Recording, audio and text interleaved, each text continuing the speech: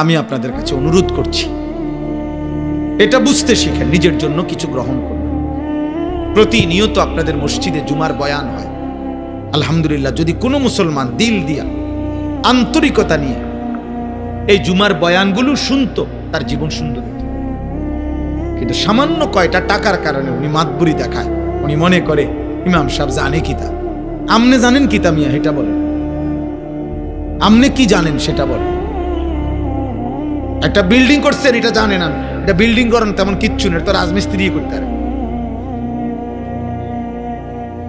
এটা তো আঙ্গাল কাঙ্গালও করছে মিয়া, একেবারে মূর্খ বকলম, নামও দস্তখত করতে জানে না, টিপসই দেয়। এই আমনের চাইতে বড় বিল্ডিং করছে, আপনার চাইতে বড় বিল্ডিং এর মালিক, আপনার গাড়ির চাইতে 3 ডবল। ওরকম বহু মূর্খ আছে যে গাড়ি চালায় আমাদের 14 গোষ্ঠীর গাড়ি দেখছেও না। এই মূর্খ আপনি চোখেও বা আপনি আরো ওর সমান গাড়ি কিনতে, 1.5 কোটি টাকা দামের গাড়ি কিনতে আপনি আরো 200 বছর চাকরি করার লাগবে। আপনি যদি বলেন তাইলে এগুলাতে সম্মান না, তো সম্মান কিসে? শিক্ষায়। শিক্ষাটা কি? যে শিক্ষা মালিক চেনে না, হালাল হারাম চেনে না,